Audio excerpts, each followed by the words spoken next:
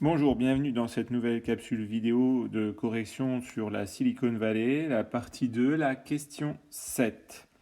Donc la question 7, c'est quels sont les espaces de production et les flux nécessaires à la fabrication du bouton Home de l'iPhone, ici en l'occurrence de l'iPhone 6S.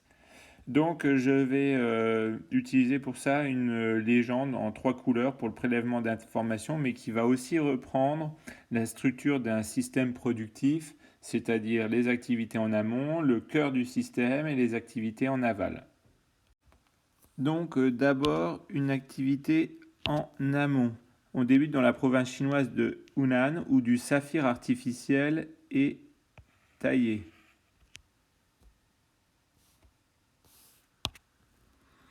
Donc ça veut dire qu'on a extrait du saphir. Donc extraction, extraction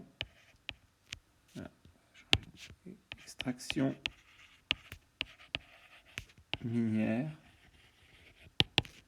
de saphir.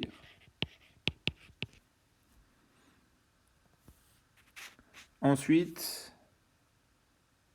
on est dans la transformation avec l'intégration à un cœur,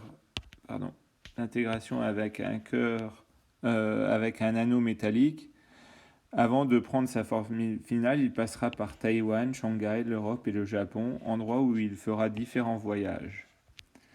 Donc ici, là c'est la transformation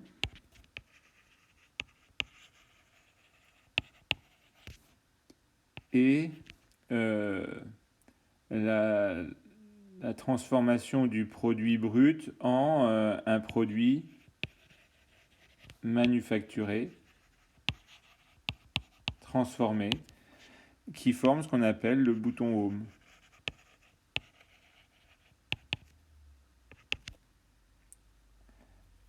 Mais pour l'activité cœur, ce n'est pas terminé, puisqu'il revient dans la province de Zhengzhou et il va être assemblé.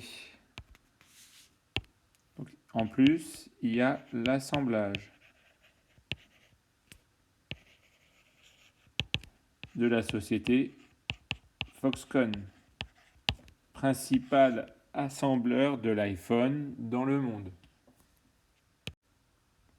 Donc on peut ajouter ensuite en aval le secteur du transport qui permet, comme on le voit dans la partie soulignée, de déplacer l'iPhone et son bouton Home de Chine où il est assemblé vers les lieux de consommation par le biais du système de distribution qui est à la fois représenté par les Apple Store, physiques ou dématérialisés, mais aussi par exemple les fournisseurs d'accès comme en France.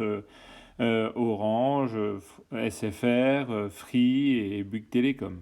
Voilà, là nous avons déroulé une partie du système productif de l'iPhone 6.